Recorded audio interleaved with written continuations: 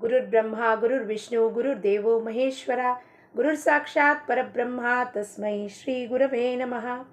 जयाच्या जनी जन्म नामार्थ झाला, जयाने सदा वास नामात केला, जयाच्या मुखी सर्वदा नाम कीर्ती, नमस्कार त्या ಬ್ರಹ್ಮ ಚೈತನ್ಯ ಮೂರ್ತಿ. ಶ್ರೀರಾಮ್ ಸಮರ್ಥ.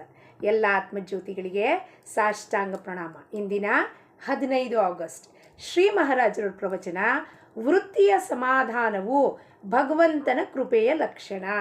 ಅದು ಇಂದಿನಕ್ಕೆ ಇವತ್ತೆಷ್ಟು ಚೆನ್ನಾಗಿ ಮ್ಯಾಚ್ ಆಗತ್ತಪ್ಪ ಇವತ್ತಿನ ಪ್ರವಚನ ಅಂದರೆ 15 ಆಗಸ್ಟು ಸ್ವಾತಂತ್ರ್ಯ ದಿನ. ಲೌಕಿಕಾರ್ಥವಾಗಿ ಇವತ್ತು ಯಾರ್ಯಾರು ದೇಶದ ಸಲುವಾಗಿ ಹೋರಾಟ ಮಾಡಿ ನಮಗೆ ಸ್ವಾತಂತ್ರ್ಯ ತಂದುಕೊಟ್ರೋ, ನಮ್ಮ ಒಂದು ದೇಶದಲ್ಲಿ, ನಮ್ಮ ಸನಾತನ ದೇಶ ಇದು, ಎಲ್ಲಿ ನಮ್ಮ ವಿಚಾರಧಾರೆಗೆ ಭಾವನೆಗಳಿಗೆ ಉತ್ಸ್ಫೂರ್ತಿ ಸಿಗತ್ತೆ ಅಂಥ ಒಂದು ದೇಶ ಭಾರತ ದೇಶ. ಆ ಭಾರತ ದೇಶದಲ್ಲಿ ಸಾವಿರಾರು ಲೆಕ್ಕದಿಲ್ಲಷ್ಟು ಋಷಿ ಮುನಿಗಳು, ಸಿದ್ಧರು, ಯೋಗಿಗಳು, ಅವರ ಒಂದು ತಪಸ್ಸಿನ ಶಕ್ತಿ ಧಾರೆ ಎರೆಯೋದಕ್ಕೆ ಇವತ್ತು ನಮ್ಮ ಏನಿದೆಯೋ ಸಮೃದ್ಧಿ, ಒಂದು ಹರಿಯಾಲಿ ಏನಂತೀವೋ ಅದೆಲ್ಲ ಕಡೆ ನೋಡಲಿಕ್ಕೆ ಸಿಗತ್ತೆ. ಅದಕ್ಕೆ ದೇಶಕ್ಕೆ ಬರೋರು ಎಲ್ಲರೂ ಅಂಥವ್ರು ರಾಜ್ಯ ಮಾಡ್ತಿದ್ದಾರೆ, ಯಾತ್ರದಿಂದ ಸುಭಿಕ್ಷೆ ಆಗ್ತಿದೆ ಅನ್ನೋದನ್ನು ನಾವು ಯಾವಾಗಲೂ ಪರಮಾತ್ಮರ ಹತ್ರ ಧನ್ಯತೆ ಭಾವನ ಅರ್ಪಿಸ್ಬೇಕು. ಇಂಥ ಒಂದು ಭಾರತ ಭೂಮಿಯಲ್ಲಿ ನನಗೆ ಹುಟ್ಟಿಸ್ದೆ ಅಲ್ಲಪ್ಪ, ಸಂತರ ಭೂಮಿ. ಭಾರತ ಭೂಮಿ ಅಂದರೆ ಏನಪ್ಪ? ನಮ್ಮ ಸನಾತನ ಭಾರತ ಹೆಸರು ಬಂದಿರೋದು ಆ ಮಹಾಭಾರತದಿಂದ. ನಮ್ಮ ಸನಾತನ ಧರ್ಮ ಇದು ರಕ್ಷಣೆ ಮಾಡೋದು ಏಕೈಕ ಒಂದು ದೇಶ. ಅದಕ್ಕೆ ವಿ ಶುಡ್ ಬಿ ಪ್ರೌಡ್. ನಾವು ಯಾರಪ್ಪ ಕನ್ನಡಿಗರು, ಆಮೇಲೆ ಇವರು ಅವರು ಇಂಡಿಯನ್ನು, ಜರ್ಮನಿ ಅದಲ್ಲ, ನಾವು ಅದು ಇದು ಹಿಂದೂ ಅದೆಲ್ಲ, ನಾವು ಭಾರತೀಯರು.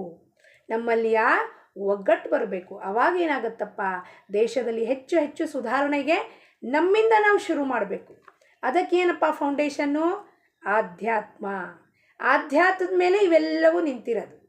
ಇಲ್ಲ ಅಂದರೆ ಆಧ್ಯಾತ್ಮ, ನಮ್ಮ ಸನಾತನ ಧರ್ಮದ ಮೇಲೆ ಎಲ್ಲವೂ, ದೇಶದ ಪ್ರಗತಿಯಾಗಲಿ ಏನಾರು ಆಗಲಿ. ಆ ರಾಮ್ಲಲ್ಲನ ಜನ್ಮ ಯಾವಾಗ ಸ್ಥಾಪನೆ ಆಗಬೇಕಾಗಿತ್ತೋ ಆವಾಗ 11 ದಿವಸ ಅವರು ವ್ರತ ಮಾಡಿದರು ಮೋದಿಜಿ. ಯಾಕಪ್ಪ? ಆ ವ್ರತ, ನಿಷ್ಠಾ ಇದೆಲ್ಲ ಏನು? ನಮ್ಮ ಧರ್ಮಗಳನ್ನು ಪಾಲನೆ ಮಾಡಿ, ಸ್ವಧರ್ಮ ಅಂದರೆ ಏನು ಶುದ್ಧವಾದ ಆಚರಣೆಯಿಂದ ಒಂದು ತಪಶ್ಶಕ್ತಿಯನ್ನು ಧಾರೆ ಎರೆದಾಗ ಇಂಥ ಮಹಾನ್ ಕಾರ್ಯಗಳು ಆಗಲಿಕ್ಕೆ ಸಾಧ್ಯತೆ ಇದೆ. ಅದಕ್ಕೆ ಬೇಸೇನಪ್ಪ? ನಮ್ಮ ಆಧ್ಯಾತ್ಮದಿಂದ ಸಂಪೂರ್ಣ ಸರ್ವಾಂಗೀಣ ವಿಕಾಸ ಆಗತ್ತೆ ಎಲ್ಲ ಕಡೆಯೂ. ಎಲ್ಲ ದಾಸಬೋಧದಲ್ಲಿ ಬಹಳ ಚೆನ್ನಾಗೆ ಎಲ್ಲ ಒಂದೊಂದು ಸಮಾಸದಲ್ಲೂ ರಾಜನ ಲಕ್ಷಣ ಹೆಂಗಿರಬೇಕು, ಪ್ರಜಾ ಲಕ್ಷಣ ಹೆಂಗಿರಬೇಕು, ಅವನವನ ಕಾರ್ಯದಕ್ಷತಾ ಹೆಂಗಿರಬೇಕು, ಗುರು ಶಿಷ್ಯ, ಅದು ಇದು, ಎಕನಾಮಿಕ್ಸು, ಆರ್ಟ್ಸ್, ಕಲ್ಚರ್ ಎಲ್ಲದ್ರ ಬಗ್ಗೆನೂ ದಾಸಬೋಧ ಅಂದರೆ ಸಂಪೂರ್ಣ ಎನ್ಸೈಕ್ಲೋಪೀಡಿಯಾ ಇದ್ದಂಗಿದೆ. ಅದನ್ನು ನಾವು ನಿರೂಪಣ ಕೇಳಬೇಕು, ಅದನ್ನು ಶ್ರವಣ ಮಾಡಬೇಕು. ಸಂಪೂರ್ಣ ಎನ್ಸೈಕ್ಲೋಪೀಡಿಯಾ. ಶಿವಾಜಿ ಮಹಾರಾಜರಿಗೆ ಬೋಧನೆ ಮಾಡಿದಾಗ ನೀ ಹೆಂಗೆ ರಾಜ್ಯ ಮಾಡಬೇಕಪ್ಪ ಅಂತ ಸಮರ್ಥರು ಆ ಕಾಲದಲ್ಲಿ ಅವರಿಗೆ ಬೋಧನೆ ಮಾಡಿದರು. ಅದೇ ಇವತ್ತು ಮಹಾರಾಜರು ಏನು ಹೇಳ್ತಾರೆ? ವೃತ್ತಿಯ ಸಮಾಧಾನವು ಭಗವಂತನ ಕೃಪೆಯ ಲಕ್ಷಣ. ಆ ವೃತ್ತಿ ಸಮಾಧಾನ ಇಲ್ಲಿದ್ದರೆ ಮಾತ್ರ ಆ ರಾಮ್ಲಲ್ಲಾ ಸ್ಥಾಪನೆ, ಇಂಥ ದೊಡ್ಡ ದೊಡ್ಡ ಕೆಲಸಗಳು 5 ವರ್ಷಗಳಿಗೆ ಹೋಗಿ ತಪಸ್ ಮಾಡಿದ್ದಾರೆ ಹಿಮಾಲಯದಲ್ಲಿ ಮೋದಿಜಿ. ಆ ವೃತ್ತಿಯಲ್ಲಿ ಸಮಾಧಾನ ಇದ್ದರೆ ಮಾತ್ರ ಇಂಥ ಕೆಲಸಗಳನ್ನು ಮಾಡಲಿಕ್ಕೆ ಸಾಧ್ಯತೆಯಾಗತ್ತೆ. ನಮ್ಮ ದೇಹವು ಪಂಚಮಹಾಭೂತಗಳಿಂದ ನಿರ್ಮಾಣವಾಗಿರುತ್ತದೆ. ಇದರಲ್ಲಿ ನಾನು ಯಾರು ಎಂಬುದನ್ನು ನೋಡಬೇಕು. ಪಂಚಮಹಾಭೂತ ಅಂದರೆ ಪೃಥ್ವಿ, ಜಲ, ಆಕಾಶ, ವಾಯು, ತೇಜ, ಈಥರ್, ಸ್ಪೇಸ್. ಈ 5 ತತ್ವಗಳಿಂದ ಏನಾಗಿದೆಯೋ ಈ ದೇಹ ನಿರ್ಮಾಣ ಆಗಿದೆ. ಈ ತತ್ವಗಳು ಕಾಣಿಸೋದಲ್ಲ, ಇವ್ಯಾವ ತತ್ವ ಏನು ಎಲ್ಲೂ ಒಳಗೇನು ಕಾಣಿಸ್ತಿಲ್ಲ. ಆದರೆ ಆ ತತ್ವದಿಂದ ಸೇರಿ ಒಂದು ರೂಪ, ಆಕಾರ, ಕಣ ಸೇರಿ, ಆ ತತ್ವದೆಲ್ಲ ಕಣ ಸೇರಿ ಒಂದು ರೂಪ ಆಕಾರ ಹೊಂದಿ ಸ್ಥೂಲ ದೇಹ ನಮ್ಮ ಕಣ್ಮುಂದೆ ಪ್ರಕಟ ಬರುತ್ತೆ. ಸ್ಥೂಲ ದೇಹ ನವಮಾಸ ಆದಮೇಲೆ ಬರುತ್ತೆ. ಇದರಲ್ಲಿ ನಾನು ಯಾರಪ್ಪ ಅಂತ ನೋಡಬೇಕು. ಈ ನಾನು ಯಾರು ಅಂತ ನೋಡಬೇಕು ಅಂದಾಗ ನಾನು ಯಾರು ನಿಜವಾದ ಅದನ್ನು ಯಾರು ತಿಳಿಸ್ಕೊಡ್ತಾರೆ ನಮಗೆ? ಸದ್ಗುರು ಬಂದು ತಿಳಿಸ್ಕೊಡ್ತಾರೆ. ಪಂಚಮಹಾಭೂತಗಳಿಂದ ಆಗಿರೋ ದೇಹ, ಮನಸ್ಸು, ಬುದ್ಧಿ, ಚಿತ್ತ, ಸ್ಥೂಲ ದೇಹ, ಅಹಂಕಾರ, ಚಿತ್ತ ನೀನಲ್ಲಪ್ಪ, ನೀನು ನನ್ನ ಸ್ವರೂಪನೇ ಆಗಿರುತ್ತ್ಯಾ, ನನ್ನ ಅಂಶನೇ ಆಗಿರುತ್ತ್ಯಾ ಅಂತ ತಿಳಿಸ್ಕೊಡ್ತಾನೆ. ಯಾವುದು ನಾಶವಾಗುತ್ತದೋ ಅದು ಎಂದು ನಾನು ಆಗಲಾರದು. ಯಾವುದು ನಾಶ ಆಗುತ್ತೋ, ಈ ದೇಹ ನಾಶ ಆಗತ್ತೆ, ನಾಳೆ ಇದನ್ನು ಸುಟ್ಟು ಹಾಕ್ತಾರೆ, ಬೂದಿ ಆಗೋಯ್ತಿದ್ದು, ಹಾಗಂದ್ರೆ ಇದು ನಾನಾ ಅಲ್ಲ. ಯಾವುದು ಹೋಗುತ್ತೆ ಬರುತ್ತೆ ಅದು ನಾನಾ? ಅಲ್ಲ. ಏನು ಬುದ್ಧಿ ಒಳಗೆ ಈಗ ಸ್ವಲ್ಪ ಹೊತ್ತಿಗೆ ಇದೇನೋ ಅನ್ನಿಸ್ತು, ಅದೇನೋ ಅನ್ನಿಸ್ತು, ಈ ವಿಚಾರ ಬಂತು, ಆ ವಿಚಾರ ನಾನಾ? ಅಲ್ಲ. ಹಂಗಂದ್ರೆ ನಾನು ಯಾರು? ಹೂ ಆಮ್ ಐ? ಅದರ ಹಿನ್ನೆಲೆ ವಾಪಸ್ ಹೋಗಬೇಕು. ನಾನು ಯಾರು? ಎಲ್ಲಿಂದ ಬಂದಿದ್ದೀನಿ? ನನ್ನ ಅಸ್ತಿತ್ವ ಏನು? ಅಂದರೆ ಪಂಚಮಹಾಭೂತಗಳು ನಾನೂ ಅಲ್ಲ ಎಂದು ನಿಶ್ಚಿತವಾಯಿತು. ಯಾವುದು ಶಾಶ್ವತವಾಗಿರುತ್ತದೋ ಅದೇ ಸಚ್ಚಿದಾನಂದ ಆಗಿರುತ್ತದೆ. ಯಾವುದು ಶಾಶ್ವತ? ಹಿಂದೆ ಮುಂದೆ ಮಧ್ಯದಲ್ಲಿ ಎಲ್ಲ ಸಮಯದಲ್ಲೂ ಅದಿರುತ್ತೆ. ಯಾವುದು? ಇದು ಒಳಗಿರೋದು, ಸರ್ವವ್ಯಾಪಕ ಇರೋದು, ಶುದ್ಧ ಜ್ಞಾನ ಇರುವಿಕೆ, ಅದೇ ಪರಬ್ರಹ್ಮ ವಸ್ತು. ಅದು ಯಾವಾಗಲೂ ಇರುತ್ತದು. ಅಂದಮೇಲೆ ಅದೇ ಸತ್ ಚಿತ್ ಆನಂದ. ಸತ್ ಚಿತ್ತ ಶುದ್ಧ ಜ್ಞಾನ ಯಾವಾಗಲೂ ಇರುವುದದು. ನಾನು ಭಗವತ್ ಸ್ವರೂಪನಾಗಬೇಕು ಎಂಬುದು ಪ್ರತಿಯೊಬ್ಬ ಮನುಷ್ಯನ ಸೂಕ್ತ ಅಥವಾ ಪ್ರಕಟ ಇಚ್ಛೆ ಆಗಿರುತ್ತದೆ. ಅಂದ ಮೇಲೆ ಆ ಸ್ವರೂಪದ ಸ್ವಲ್ಪಾದರೂ ಅಂಶ ನಾನು ಆಗಿರದಿದ್ದರೆ ನನಗೆ ಹಾಗೆ ಅನಿಸುವುದಿಲ್ಲ. ಈಗ ಉದಾಹರಣಾರ್ಥ ಹೆಂಗೆ ತೊಗೊಳ್ಬೇಕಪ್ಪ, ಇದನ್ನು ಅರ್ಥ ಮಾಡ್ಕೋಬೇಕು. ಈಗ ಎಲ್ಲರಿಗೂ ಒಳಗೇನಿಸುತ್ತೆ, ನಾನು ಆ ಭಗವಂತನ ಅಂಶನೇ ಇದ್ದೀನಿ, ಭಗವಂತನ ಸ್ವರೂಪನೇ ಹೊಂದಬೇಕು ಅನ್ನೋದು ಎಲ್ಲರಿಗೂ ಸುಪ್ತ ಅವಸ್ಥೆ. ಸುಪ್ತ ಅಂದರೆ ಸಬ್ ಕಾನ್ಷಿಯಸ್ ಮೈಂಡ್ ಅಂತಾರೆ ಅದಕ್ಕೆ. ಸುಪ್ತ ಅವಸ್ಥೆಯಲ್ಲಿ ಅದು ಹೆಂಗೆ, ಒಂದು ದೊಡ್ಡ ಸಮುದ್ರ ಇದೆಯಪ್ಪ, ಸಮುದ್ರದ ತಳಹದಿಯಲ್ಲಿ ಎಲ್ಲ ಕಲ್ಲುಗಳು ಹಾಕಿದಾವೆ, ಕಲ್ಲು ಮಣ್ಣು ಎಲ್ಲ ಅವೆಲ್ಲ ಸಂಥವಾಗಿದೆ ಅಲ್ಗಾಡದಲ್ಲೇ. ಅದರಲ್ಲಿ ಅಲ್ಲಿ ಒಳಗಿಂದ ಮೇಲಿಂದ ಒಂದು ದೊಡ್ಡ ಕಲ್ಲು ಹಾಕಿದ ಕೂಡಲೇ ಡಬಡ ಅಂತ ಎಲ್ಲ ಹಿಂಗೆ ಆಚೆ ಬುಡ್ ಅಂತ ನೀರಿಂದ ಇದಾಗತ್ತೋ ಹಾಗೆ ಬುಡ್ಬುಡಕ್ಕೆ ಬರುತ್ತೋ, ಹಾಗೆಯೇ ಸುಪ್ತ ಅವಸ್ಥೆಯಲ್ಲಿ ವಿಚಾರಗಳೇನಾಗ್ತವೆ, ಹೊರಗಡೆ ಮನಸ್ಸು ಇಂದ್ರಿಯ ಹೊರಗಡೆಯಿಂದ ಪ್ರಚೋದನೆ ಕೊಟ್ಟಾಗ ಇಲ್ಲಿ ಒಳಗಿಂದ ಒಂದೊಂದೇ ವಿಚಾರ ಆಚೆ ಬರ್ತಾ ಹೋಗುತ್ತೆ. ಆ ಕಲ್ಲುಗಳೆಲ್ಲ ಒಂದೊಂದೇ ಮೇಲೆ ಹೇಳ್ತಾ ಬುಡ್ಬುಡ್ಕೆ ಹಂಗೆ ಅಲ್ಲಿ ಮೇಲತ್ತೆ ಎದ್ದು ಬರುತ್ತೆ. ಮೇಲೆ ಎದ್ದು ಬರ್ತಿರೋದು ಏನು ವಿಚಾರಗಳು, ಅದು ಸತ್ಯವಲ್ಲ. ಇದು ಸುಪ್ತ ಅವಸ್ಥೆಯಲ್ಲಿ ಇಚ್ಛೆ ಇದೆ, ಏನಪ್ಪ ನನಗೂ ಭಗವಂತನ ಸ್ವರೂಪ ಹೊಂದಬೇಕು, ನಾನೇ ಭಗವಂತನ ಸ್ವರೂಪ ಇರ್ತೀನಿ. ಹೆಂಗೆ ಅನ್ಸುತ್ತೆ ಆನಂದ? ಯಾರೋ ನಮ್ಮ ಮನೆಗೆ ಬರ್ತಾರೆ, ಅಥವಾ ನಮ್ಮ ಮಕ್ಕಳು ಹಬ್ಬ ಹರಿಯೋ ದಿವಸ ನಮ್ಮ ಕಾಲಿಗೆ ಪರೀಕ್ಷೆಗೆ ಹೋಗಬೇಕು, ನಮಸ್ಕಾರ ಮಾಡ್ತಾರೆ. ನಮಸ್ಕಾರ ಮಾಡಿದಾಗ ಏನು ಫೀಲಿಂಗ್ ಬರುತ್ತೆ ನಮಗೆ? ಒಳಗೆ ಏನೋ ಆನಂದ, ನನ್ನ ಮಗ ನನ್ನ ಕಾಲು ಮುಟ್ಟು ನಮಸ್ಕಾರ ಮಾಡ್ದಾರಿ ಅಂತ ಹೇಳ್ತೀವಿ. ಯಾಕೆ ಹೇಳ್ತೀವಿ ಅದನ್ನು? ಒಳಗೇನಿದೆಯೋ ಅದಕ್ಕೆ ಆನಂದ ಆಗ್ತಿರತ್ತೆ. ಅಂತ ರೆಸ್ಪೆಕ್ಟ್ ಮಾಡ್ತಾನಲ್ಲಪ್ಪ ಇದು ನನ್ನನ್ನು, ಒಳಗಿರೋನಿಗೆ ನಮಸ್ಕಾರ ಮಾಡ್ತಿರ್ತಾನವನು. ಆ ರೆಸ್ಪೆಕ್ಟು, ಆ ಒಂದು ಭಾವನೆ ಏನಿದೆಯೋ ಫೀಲಿಂಗು, ಅವನು ಬಾಹ್ಯವಾಗಿ ಏನು ಅನ್ಕೋತೀಯ, ನಾನು ನಮ್ಮ ಅಪ್ಪ ಅಮ್ಮಂಗೆ ಮಾಡ್ತಾಯಿದ್ದೀನಿ ಅಂತ. ಆದರೆ ಒಳಗಿರೋನಿಗೆ ಆನಂದ ಆಗ್ತಿರತ್ತೆ. ಏನು ನಾವು ಹೇಳ್ತೀವಿ, ನಾವು ಮತ್ತು ಅದನ್ನು ಪ್ರಕಟ ಮಾಡ್ತೀವಿ ಬೇರೆಯವ್ರ ಮುಂದೆ. ನೋಡ್ರಿ, ಎಷ್ಟು ವರ್ಷ ಆದರೂ ಕೂಡ ನಮ್ಮ ಮಗ ಒಂದು ಎಕ್ಸಾಮಿಗೆ ಹೋಗಬೇಕು, ಹೊರಗಡೆ ಹೋಗಬೇಕು ಅಂದರೂ ಸಹ ನಮ್ಮ ಇಬ್ಬರಿಗೂ ನಮಸ್ಕಾರ ಮಾಡೋಗ್ತಾನೆ. ಯಾಕೆ ಹೇಳ್ತೀವಿ ನಾವು ಆ ಮಾತನ್ನ ಬೇರೆಯವ್ರಿಗೆ? ಒಳಗೆ ಆನಂದ ಆಗ್ತಿರತ್ತೆ. ಅಂದರೆ ಏನು, ನಾನು ಯಾರು ಅನ್ನೋದು ಒಳಗೆ ಸುಪ್ತ ಅವಸ್ಥೆಯಲ್ಲಿ ಇರುವಿಕೆ ಇದೆ, ಆದರೆ ಬಾಹ್ಯವಾಗಿ ಅದು ಪ್ರಕಟ ಆಗ್ತಿಲ್ಲ, ನನಗೆ ಗೊತ್ತಾಗ್ತಿಲ್ಲ. ಯಾಕೆಂದರೆ ಆ ದೇಹಾಭಿಮಾನ ಮಾಯ ಅದನ್ನು ಮುಚ್ಚಾಕ್ಬಿಡತ್ತೆ. ಭಗವಂತನ ಸ್ವರೂಪವು ಆನಂದವಾಗಿರುತ್ತದೆ, ಹಾಗೂ ನಾವೆಲ್ಲರೂ ಆನಂದದಲ್ಲಿಯೇ ಇರಬೇಕೆಂದು ಅನ್ನುತ್ತೇವೆ. ನಾವು ಯಾವಾಗಲೂ ಅಂತೀವಿ ನಮಗೆ ಆನಂದ ಬೇಕ್ರಿ, ದುಃಖ ಯಾರಿಗೂ ಬೇಡ. ನಾನು ಈ ಆನಂದದಿಂದ ದೂರವಾದಾಗ ಎಲ್ಲಿಯೂ ತಪ್ಪುತ್ತೇನೆಂದು ತಿಳಿಯಬೇಕು. ಈ ಆನಂದದಿಂದ ನನ್ನಿಂದ ನಾನು ದೂರ ಆದ ಕೂಡಲೇ ಅಲ್ಲಿ ದುಃಖ ಶುರುವಾಯಿತು, ಗೋಳಾಟ ಶುರುವಾಯಿತು. ಅವರೇನಂದ್ರು, ಇವರೇನಂದ್ರು, ಗಂಡ ಏನಂದ್ರು, ಮಕ್ಕಳೇನಂದ್ರು, ಆಪ್ತೇಶ್ರು ಏನಂದ್ರು ಅಂತ ತಲೆ ಒಳಗೆ ವಿಚಾರ ಹೊಕ್ಕೊಂಡು ನನ್ನ ಮನಸ್ಸಿಗೆ ಇರೋದು ಸೀಮಿತದಲ್ಲಿ ಸ್ಥಿರವಾಗಿದ್ದದನ್ನು ಅಲುಗಾಡಿಸ್ಬಿಟ್ಟೆ. ನಾನು ಸಂಥವಾಗಿತ್ತು ಕೆಳಗಡೆ, ಅಮ್ಮನ ಸುಮ್ಮನೆ ಕೂತಿತ್ತು. ಒಂದು ವಿಚಾರ ಅಲ್ಲಿ ಬಂದ ಕೂಡಲೇ ಡಬ್ ಅಂತ ಕಲ್ಲು ಹಾಕೋದು ಕೂಡಲೇ ವಿಚಾರದ ಕಲ್ಲು ಇದು ಬುಡು ಅಂತ ಹೇಳಕ್ಕೆ ಶುರುವಾಯಿತು. ಆಗಲೇ ಹೋಯಿತು ಪ್ರತಿಕ್ರಿಯೆ ಕೊಡೋಕ್ಕೆ, ಜಗಳ ಮಾಡಲಿಕ್ಕೆ, ಅವ್ರ ಮೈ ಮೇಲೆ ಹಾರಲಿಕ್ಕೆ. ಏನಾಯ್ತಲ್ಲಿ? ನಂದು ಮನಸ್ಸಿನ ಸಮಾಧಾನ ಭಂಗ ಆಯಿತು. ಅದಕ್ಕೇನು ಹೇಳ್ತಾರಪ್ಪ, ನಾನು ಎಲ್ಲಿ ತಪ್ತಾ ಇದ್ದೀನಿ ನೋಡ್ಬೇಕು. ಬೇರೆಯವ್ರು ತಪ್ತಿದ್ದಾರೆ, ಅವ್ರಿಗೆ ದೋಷ ಕೊಡೋದಲ್ಲ, ನಾನು ಎಲ್ಲಿ ತಪ್ತಾ ಇದ್ದೀನಿ, ಇಲ್ಲಿ ಪ್ರತಿಕ್ರಿಯೆ ಕೊಡೋದು ಅವಶ್ಯಕತೆ ಇತ್ತಾ? ಇವತ್ತು ನಮ್ಮ ಮನೆಯವರು ಅಂದರು, ಉಪ್ಪಿಟ್ಟು ಮಾಡುವ ಅಂತ. ಆಯಿತು, ನನ್ನ ಮನಸ್ಸಿನಲ್ಲಿ ರೊಟ್ಟಿ ಮಾಡಬೇಕು ಅಂತ ರೊಟ್ಟಿಗೆ ಈರುಳ್ಳಿ ಪಾರುಳ್ಳಿ ಎಲ್ಲ ಹೆಚ್ಚಿಟ್ಕೊಂಡಿದ್ದೀನಿ. ಆಯಿತಾ, ಮೆಣಸಿನ್ಕಾಯಿ ಎಲ್ಲವೂ ಹೆಚ್ಚಿಟ್ಕೊಂಡಿದ್ದೀನಿ. ಅಷ್ಟೊತ್ತಿಗೆ ಒಂಥರ ರೊಟ್ಟಿ ಮಾಡಬೇಡ, ಇವತ್ತು ಉಪ್ಪಿಟ್ಟು ಮಾಡು. ತಕ್ಷಣಕ್ಕೆ ನಾನು ರೊಟ್ಟಿ ಯೋಚನೆ ಮಾಡಿದರೆ ಇವ್ರು ಉಪ್ಪಿಟ್ಟಂದ್ರು ಬೇಡ ಅಂದ್ಬಿಟ್ಟು ಆಗಲ್ಲ. ತಕ್ಷಣಕ್ಕೆ ಪ್ರತಿಕ್ರಿಯೆ ಕೊಡೋಕ್ಕೆ ಹೋದಾಗ ಅಲ್ಲಿ ಸಮಾಧಾನ ಭಂಗ ಆಯಿತು. ಅಲ್ಲಿ ತನಕ ಸುಮ್ಮನೆ ಕೂತಿತ್ತದು, ಭಂಗ ಆಯಿತು ಸಮಾಧಾನ ಭಂಗ ಆದ ಕೂಡಲೇ ಇಲ್ಲ ನಾನು ಇವತ್ತು ರೊಟ್ಟಿನೇ ಮಾಡ್ತೀನಿ, ಇವತ್ತು ರೊಟ್ಟಿ ತಿನ್ಬಿಡ್ರಿ, ನಾನು ರೊಟ್ಟಿನೇ ಮಾಡಾಕಿದ್ದೀನಿ ಅಂತ. ಅದರ ಬದಲಾಗಿ ಆಯಿತು ಉಪ್ಪಿಟ್ಟು ಮಾಡಬೇಕಾ, ಉಪ್ಪಿಟ್ಟೇ ಮಾಡೋಣ, ನಾಳೆ ರೊಟ್ಟಿ ಮಾಡೋದ್ರಾಯಿತು ಅಂತ ಚೇಂಜ್ ಮಾಡಿಬಿಟ್ರೆ ಏನಾಗತ್ತೆ ನಮ್ಮದು? ಏನೂ ಗಂಟು ಹೋಗಲ್ಲ. ಅಲ್ಲಿ ವಿಚಾರ ವಾಪಸ್ ಒಳಗೆ ಬರುತ್ತೆ, ವೃತ್ತಿಗಳು ವಾಪಸ್ ಒಳಗೆ ಹೋಗುತ್ತೆ, ನಿರವೃತ್ತಿ ಆಗತ್ತೆ. ನನ್ನ ಸಮಾಧಾನ ಇದ್ದ ಸ್ಥಿತಿಯಲ್ಲೇ ಇರುತ್ತೆ, ಅದು ಭಂಗ ಆಗುವುದಿಲ್ಲ. ಅಂದರೆ ಅವಾಗ ನಾನು ಆ ಭಗವಂತನ ಸ್ವರೂಪನೇ ಹೊಂದಿರ್ತೀನಿ. ಯಾಕಂದರೆ ಭಗವಂತ ಹೆಂಗಿರ್ತಾನೆ? ಯಾವಾಗಲೂ ಸುಮ್ಮನಿರ್ತಾನವ. ಅವ್ನು ನೋಡ್ತಿರ್ತಾನೆ, ನಮ್ಮನ್ನು ಹುಟ್ಟಿಸಿ ಪಿಡಿಸಿ ಎಲ್ಲ ಬಿಟ್ಬಿಟ್ಟವ. ಕರ್ಮದಲ್ಲಿ ಕೈಯೂ ಹಾಕೋದಿಲ್ಲ, ಪ್ರಾರಬ್ಧದಲ್ಲೂ ಕೈ ಹಾಕೋದಿಲ್ಲ, ನೋಡ್ತಾ ಕೂತಿರ್ತಾನೆ, ಇದೇನು ಮಾಡ್ತಿರತ್ತಪ್ಪ ಅಂತ ನೋಡ್ತಿರ್ತಾನೆ. ಅವನದಕ್ಕೆ ಅಲಿಪ್ತನಾಗಿರ್ತಾನೆ, ನೋಡ್ತಿರ್ತಾನೆ ನಾನು ಏನು ಮಾಡ್ತಿದ್ದೀನಪ್ಪ, ಈಕಿ ಏನು ಮಾಡ್ತಾಳೆ ನೋಡ್ತಾನೆ. ಹಾಗೆ ನಾವು ಸುಮ್ಮನೆ ಭಗವಂತನಂತೆ ಯಾವ ಥರವಾದ ಪ್ರತಿಕ್ರಿಯೆ, ಇದು ಹೇಳೋದು ಭಾಳ ಸುಲಭ ರೀ, ಮಾಡಿದ್ರೆ ನಿಮಗೆ ಗೊತ್ತಾಗತ್ತೆ. ಹೌದು, ಬಹಳ ಕಠಿಣ ಅನಿಸುತ್ತೆ. ಒಮ್ಮೆ ಮನಸ್ಸಿನ ನಿರ್ಧಾರ ಮಾಡಿದ್ರೆ ಇಲ್ಲೂ ಆಂತರಿಕ ಸಮಾಧಾನ ಆನಂದ ಏನಾಗುತ್ತೋ ಅದರ ಮುಂದೆ ಇವೆಲ್ಲ ಪ್ರತಿಕ್ರಿಯೆ ಕೊಡಬೇಕು ಅಂತ ನಿಮಗೆ ಅನಿಸೋದೇ ಇಲ್ಲ.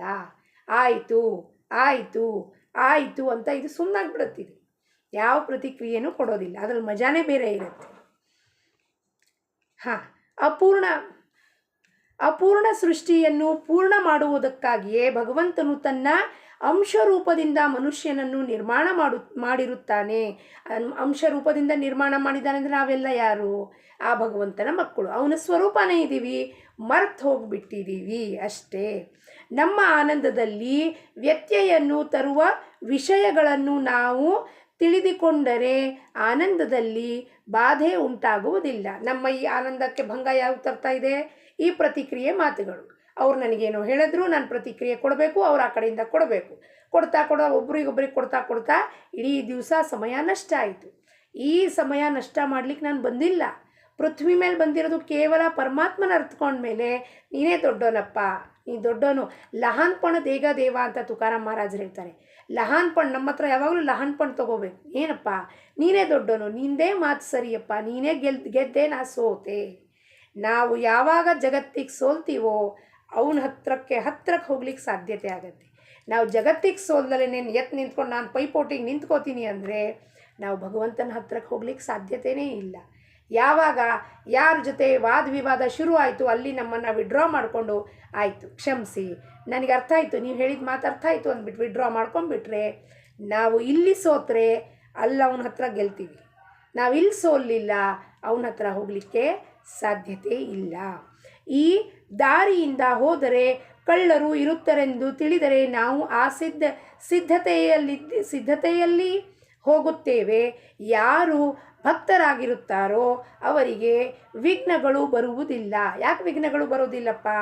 ಆ ಪ್ರಾಪಂಚಿಕ ಸಮಸ್ಯೆ ಏನಿದೋ ಅದು ವಿಘ್ನ ಅನಿಸೋದಿಲ್ಲ ಅವ್ರಿಗೆ. ಯಾಕೆಂದರೆ ಅವ್ರಿಗೆ ಗೊತ್ತಿದೆ, ಇದು ಅವನೇ ನಿರ್ಮಾಣ ಮಾಡಿರ್ತಾನೆ, ನನ್ನನ್ನು ಪರೀಕ್ಷೆ ಮಾಡಲಿಕ್ಕೆ ಹಾಕ್ತಾನೆ, ನನ್ನನ್ನು ಅವ್ನು ಪಾಸ್ ಮಾಡ್ತಾನೆ, ನಾನು ಪರೀಕ್ಷೆ ಕೊಡ್ತೀನಿ, ನಾನು ಪಾಸ್ ಮಾಡ್ತಾನೆ. ಕಳ್ಳರಿದ್ದಾರೆ ಅಂತ ಗೊತ್ತಿದ ಮೇಲೆ ನಾನು ಆ ದಾರಿದಲ್ಲಿ ಹೆಂಗೆ ಹೋಗ್ತೀನಪ್ಪ? ಜೋಪಾನದಿಂದ ಹೋಗ್ತೀನಿ. ಹೇಳೋದು ತಾತ್ಪರ್ಯ ಏನಪ್ಪ ಅಂದರೆ, ನಮಗೆ ಸಿದ್ಧತೆ ಅಂದರೆ ಏನು ಮಾಡ್ಕೋಬೇಕು? ಜಗತ್ತು ಅಸಾರ ಇದೆ, ಜಗತ್ತು ಅಶಾಶ್ವತ ಇದೆ, ಅಲ್ಲಿ ವಿಚಾರ ವಸ್ತು ವ್ಯಕ್ತಿಗಳು ಎಲ್ಲವೂ ಅಶಾಶ್ವತ ಇದ್ದಾವೆ. ಅವ್ರು ಹೇಳಿದ ಮಾತೆಲ್ಲ ಸುಳ್ಳಿರುತ್ತೆ. ಇವತ್ತಿನ ಮಾತು ಹೇಳಿದ್ದು ನಾಳೆ ಇನ್ನೊಂದು ಮಾತು ಹೇಳ್ತಿರ್ತಾರೆ. ಅಂದರೆ ಇವತ್ತು ಹೇಳಿದ ಮಾತು ಸತ್ಯನೋ ನಾಳೆ ಹೇಳಿದ ಮಾತು ಸತ್ಯನೋ? ಎರಡೂ ಸುಳ್ಳು ಅಂದಮೇಲೆ ಇದನ್ನು ಬಿಸಿ ಮಾಡ್ಕೊಳ್ಳೋದು ಅವಶ್ಯಕತೆಯೇ ಇಲ್ಲ. ಮಂಡ್ಯ ಬಿಸಿ ಮಾಡ್ಕೊಳ್ಳೋದೇ ಅವಶ್ಯಕತೆ ಇಲ್ಲ. ಅಲ್ಲ, ಅದನ್ನು ಹೌದಪ್ಪ ನೀನೇ ಹೇಳಿದ್ದು ಸರಿ ಮಾತು, ನಾಳೆ ಬಂದು ಮತ್ತೆ ಹೇಳ್ತಾರೆ ಇಲ್ಲರಿ ನೆನ್ನೆ ನಾನು ತಪ್ಪು ಹೇಳಿದ್ದೆ, ಇವತ್ತು ಇನ್ನೊಂದು ಮಾತು ಗೊತ್ತಾಯ್ತು ರೀ ನನಗೆ ಅಂತ. ಆಯಿತು, ಇವತ್ತು ಹೇಳಿದೆ, ಅದನ್ನು ಕೇಳಿಸ್ಕೊಳ್ಳೋಣ. ಅದನ್ನು ಶ್ರವಣ ಭಾಳ ಮುಖ್ಯ ಇರ್ತದೆ. ಅದಕ್ಕೆ ಗುರುಗಳು ಹೇಳ್ತಿದ್ರು ಏನಪ್ಪ, ಆರ್ಟ್ ಆಫ್ ಲಿಸ್ನಿಂಗ್ ಅಂತ. ಹಿಯರಿಂಗ್ ಅಲ್ಲ, ಸುಮ್ಮನೆ ಕೇಳಿಸ್ಕೊಂಡು ಈ ಕಿವಿಯಿಂದ ಕೇಳಿಸ್ಕೊಂಡು ಬಿಟ್ಟುಬಿಡೋದಲ್ಲ, ಹಿಯರಿಂಗ್ ಅದು. ಲಿಸ್ನಿಂಗ್, ಅವನ ಎದುರುಗಡೆ ಮನುಷ್ಯ ಯಾಕೆ ಮಾತು ಹೇಳ್ತಿದ್ದಾನೆ, ಅವನಿಗೇನು ತೊಂದರೆ ಆಗ್ತಿದೆ, ಏನು ಮನಸ್ಸಿನಲ್ಲಿ ಗೊಂದಲ ಇದೆ, ಚಡ್ಪಡಿಸ್ತಿದ್ದಾನೆ, ಅದನ್ನು ಹೇಳಲಿಕ್ಕೆ ಅದನ್ನು ಕೇಳಿಸ್ಕೋಬೇಕು ನಾವು. ಅವಾಗ ಅವ್ನು ಹೇಳಿದ ಮಾತೆಲ್ಲ ಕೇಳಿಸ್ಕೊಂಡು ಆಯ್ತಪ್ಪ ಕೇಳಿಸ್ಕೊಂಡೆ, ಇನ್ನೇನಾದ್ರು ಇದೆಯೇನಪ್ಪ ಹೇಳೋದು? ಇಲ್ಲ, ಆಯಿತು, ಈಗ ನನಗೆ ಅರ್ಥ ಆಯಿತು, ಅವರೇ ಹೇಳ್ಬಿಡ್ತಾರೆ. ಆಯ್ತಪ್ಪ ಸರಿ, ಆನಂದ ಬರಲಾ, ನಮಸ್ಕಾರ. ಎಷ್ಟು ಆನಂದ ಕೊಡುತ್ತೆ ಮಾತು ಅಂದರೆ, ಅವಾಗ ನಮಗೆ ಯಾರ ಜೊತೆ ತಕರಾರೇ ಇರೋದಿಲ್ಲ. ಅವ್ರು ಏನು ಹೇಳಿದ್ರು ಸರ್ ನೀವೇ ಸರಿ ಅಂದ್ಬಿಟ್ರೆ ಮುಗ್ದೇ ಹೋಯ್ತು ಕಥೆಯಲ್ಲಿ. ನಾನು ನಿಮ್ಗಿನ್ನ ಜಾಸ್ತಿ ತಿಳಿದಿದ್ದೀನಿ, ನಿಮ್ಗಿನ್ನ ಜಾಸ್ತಿ ಗೊತ್ತಿದೆ ನನಗೆ ಅಂತ ನಾವು ಕಮಿಪಣ ತೊಗೋಬೇಕು. ಜಡ ಬರ್ತಂತರ ಸುಮ್ಮನೆ ಕೂತಿರ್ಬೇಕು ಒಂದು ಕಡೆ. ಯೂಸ್ಲೆಸ್ ಆಗಬೇಕು ಅಂತಿದ್ದು ಜಗತ್ತಿಗೆ, ಯೂಸ್ಲೆಸ್. ಜಗತ್ತು ನಿಮ್ಮನ್ನು ಕಡೆಗಣಿಸ್ಬೇಕು, ನೀವು ಉಪಯೋಗಕ್ಕಿಲ್ಲ ರೀ ಅನ್ಬೇಕು.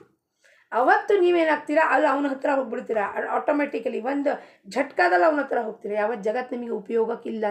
ನಾವೇನು ತೋರಿಸ್ತೀವಿ, ನಾವು ಭಾಳ ಉಪಯೋಗಕ್ಕಿದ್ದೀವಿ ರೀ ಜಗತ್ತಿಗೆ, ನಾವೇ ಮಾಡ್ತೀವಿ ರೀ, ನಾವೇ ಮಾಡಿದ್ದೀವಿ ರೀ ಅಂತ.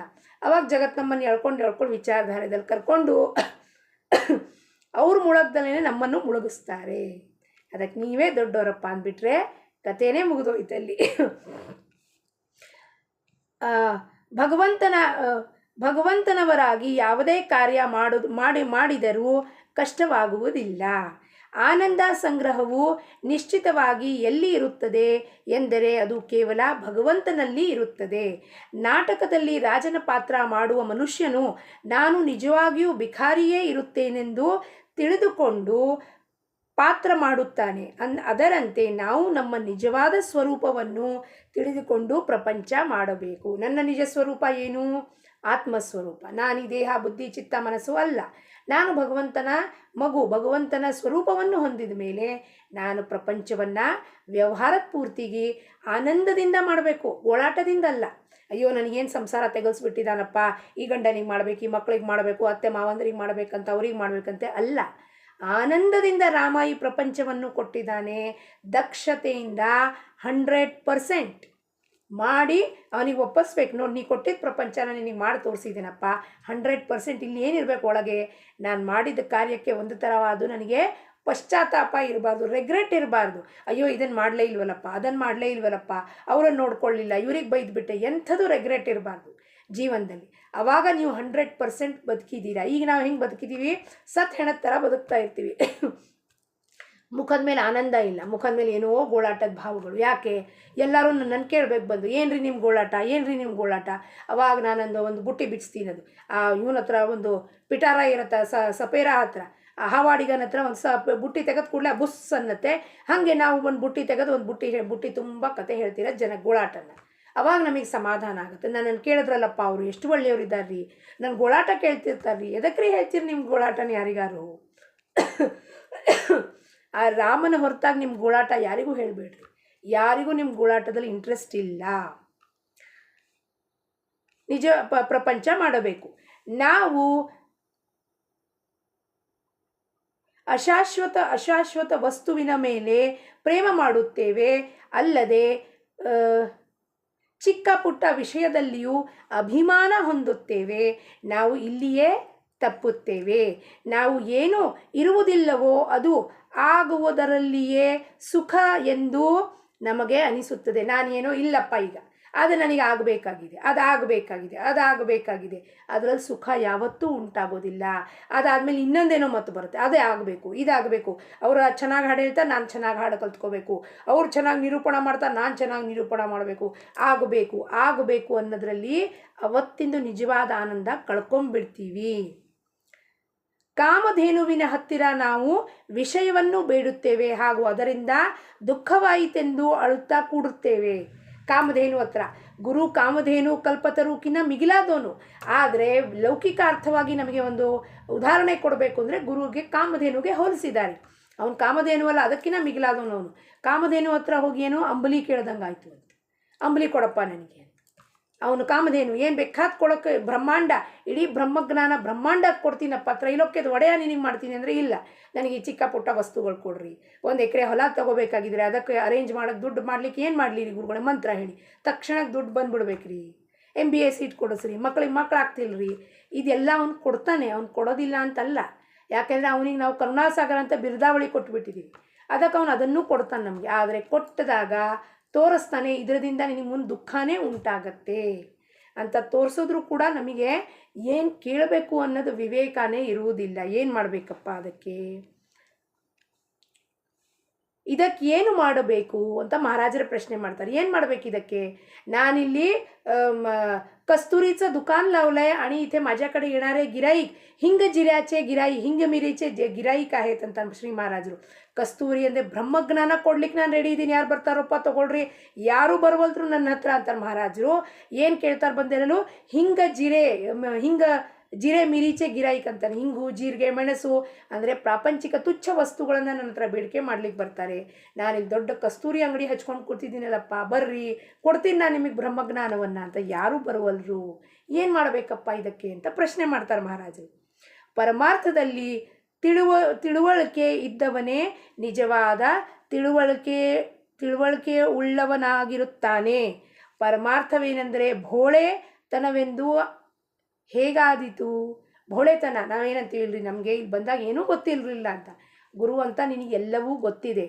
ನೀನು ಮನಸ್ಸು ಏನನ್ನ ಮನಸ್ಸಿನ ಮಾತು ಕಟ್ಕೊಂಡು ಆ ಹಳ್ಳದಲ್ಲಿ ಬಿದ್ದರೂ ಪರವಾಗಿಲ್ಲ, ನಾ ಅಲ್ಲೇ ಬಿದ್ದಿರ್ತೀನಿ ಅಂತ. ಅದಕ್ಕೆ ಭೋಳೆತನ ಅನ್ನೋದಿಲ್ಲ.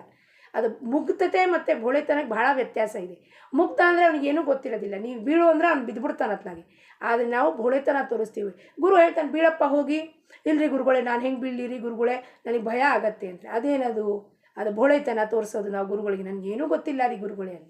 ಗುರುಗೆಲ್ಲ ಗೊತ್ತಿರುತ್ತೆ, ನಮ್ಮ ಕುಲ ಜಾತಕ ಗೋತ್ರ ಜನ್ಮಾಂತರದ ಗೊತ್ತಿರುತ್ತೆ. ಅವ್ನ ಮುಂದೆ ಕೂತ್ಕೊಂಡು ನಾವು ನಾಟಕ ಮಾಡಿದ್ರೆ ಹೆಂಗೆ ನಡೆಯತ್ತಪ್ಪ ಅನ್ನೋದು ಪ್ರಶ್ನೆ. ಪರಮಾರ್ಥದಲ್ಲಿ ಅನೇಕ ಬುದ್ಧಿವಂತ ವಿದ್ವಾಂಸ ಜನರು ಯಾವ ಆತ್ಮನ ಕಡೆಗೆ ಅಂದರೆ ತನ್ನ ಕಡೆಗೆ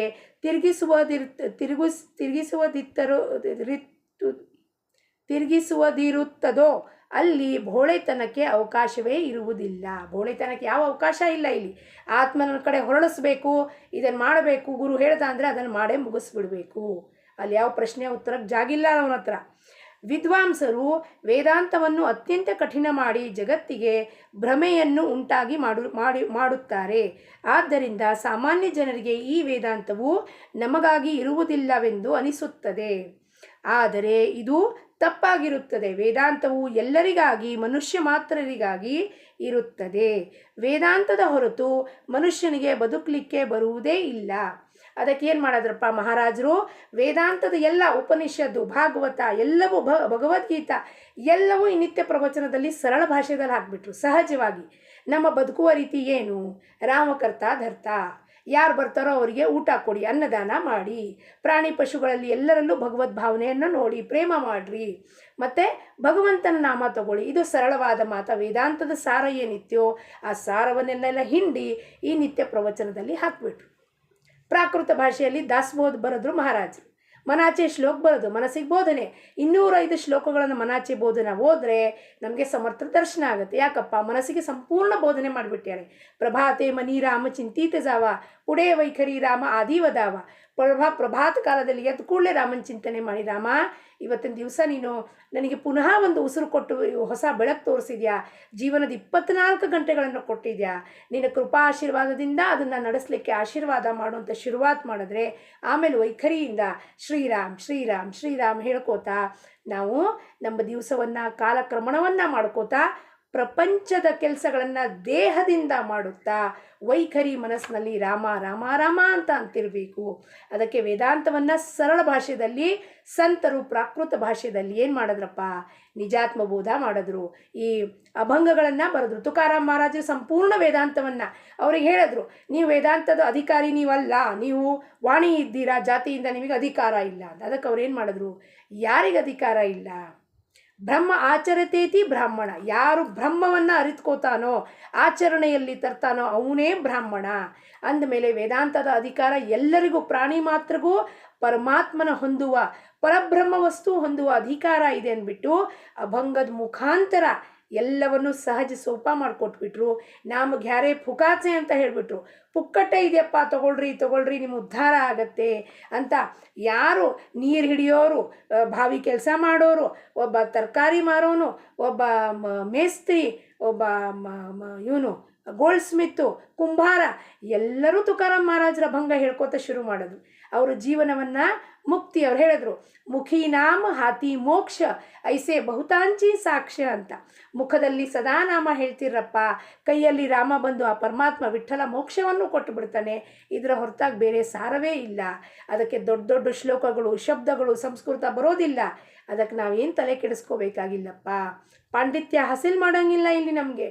ಎಲ್ಲವನ್ನು ಬಿಟ್ಟು ಭಕ್ತಿಯಿಂದ ಅವನ ಪಾದಕ್ಕೆ ಬಿದ್ದರೆ ಆ ನಾಮದಲ್ಲೇ ನಮಗೆ ಮುಕ್ತಿಯನ್ನು ಹೊಂದಿಸ್ಕೊಡ್ತಾನೆ ಅನ್ನೋದನ್ನು ಪ್ರಾಮಿಸ್ ಮಾಡಿದ್ದಾರೆ ಸಂತರು ನಮಗೆ.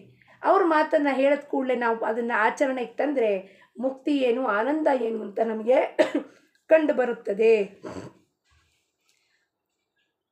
ಮನೆಯ ಮಾಳಿಗೆಯ ಕೆಳಗೆ ಅನೇಕ ಚಿಕ್ಕ ಚಿಕ್ಕ ಕೋಣೆಗಳು ಇರುವಂತೆ ವೇದಾಂತದಲ್ಲಿಯೇ ಉಳಿದೆಲ್ಲ ಶಾಸ್ತ್ರಗಳು ಬರುತ್ತದೆ.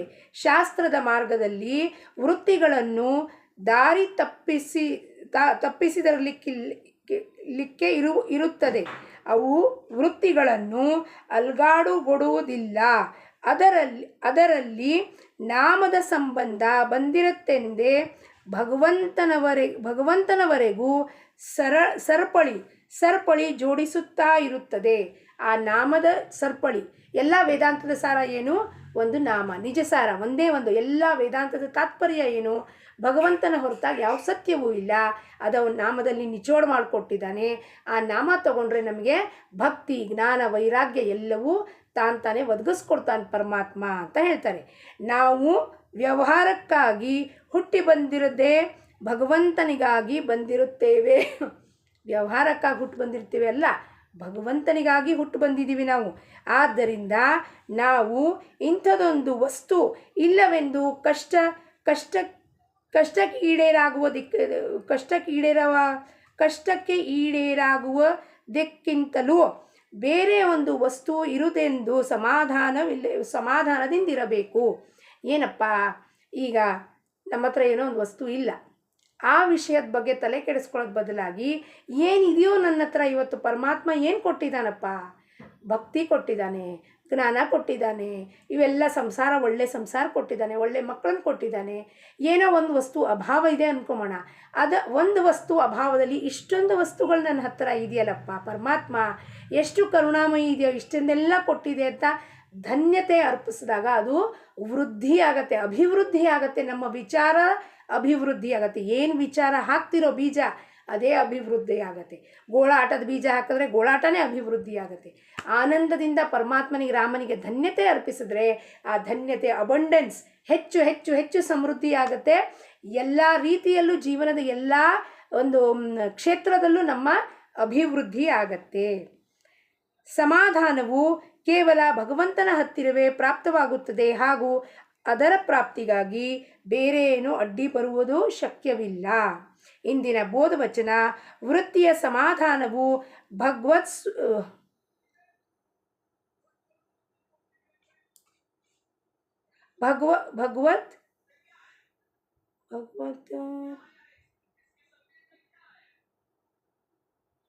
ವೃತ್ತಿಯ ಸಮಾಧಾನವು ಭಗವತ್ ಏನೋ ಶಬ್ದದಿಲ್ಲೇನೋ ಆಗಿದೆ, ಲಕ್ಷಣವೇ, ಪ್ರಿಂಟಿಂಗ್ ಹೋಗ್ಬಿಟ್ಟಿದೆ, ಲಕ್ಷಣವೇ ಆಗಿರುತ್ತದೆ, ದೇಹ ಆಗಿರುತ್ತದೆ ಹಾಗೂ ಅದಕ್ಕಾಗಿ ಭಗವಂತನ ನಿರಂತರ ಅನುಸಂಧಾನವಿಡಬೇಕು ಅವಶ್ಯವಿರುತ್ತದೆ. ಇಲ್ಲಿ ಏನೋ ಒಂದು ಶಬ್ದದ ಪ್ರಿಂಟಿಂಗ್ ಮಿಸ್ಟೇಕ್ ಆಗಿದೆ. ವೃತ್ತಿಯ ಸಮಾಧಾನವು ಭಗವತ್ ಪ್ರೇಯ ಏನೋ ಇದೆ, ಇಲ್ಲಿ ಲಕ್ಷಣವಾಗಿರುತ್ತದೆ.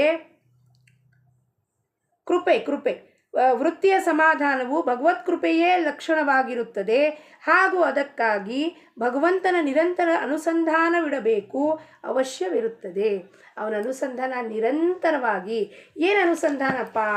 ಅಪ್ಪ ನೀನೇ ಕರ್ತಾಧರ್ತ, ಜೀವನದಲ್ಲಿ ಆಗೋಗುವ ಪ್ರತಿಯೊಂದು ಘಟನೆಗೂ ನೀನೇ ಕರ್ತಾಧರ್ತ ಸ್ವಾಮಿ, ನಿನ್ನ ಹೊರತಾಗಿ ಇನ್ಯಾರೂ ಇಲ್ಲಪ್ಪ ಅಂತ ಹೇಳಿ ಅವನ ಚರಣಕ್ಕೆ ಸ್ಪರ್ಶ ಮಾಡಿ ಸದಾ ಅವನ ಧ್ಯಾನದಲ್ಲಿರುವುದೇ ನಮ್ಮ ವೃತ್ತಿಗೆ ಸಮಾಧಾನ ಕೊಡುತ್ತದೆ. ಜಾನಕಿ ಜೀವನ ಸ್ಮರಣ. ಜೈ ಜೈ ರಾಮ್.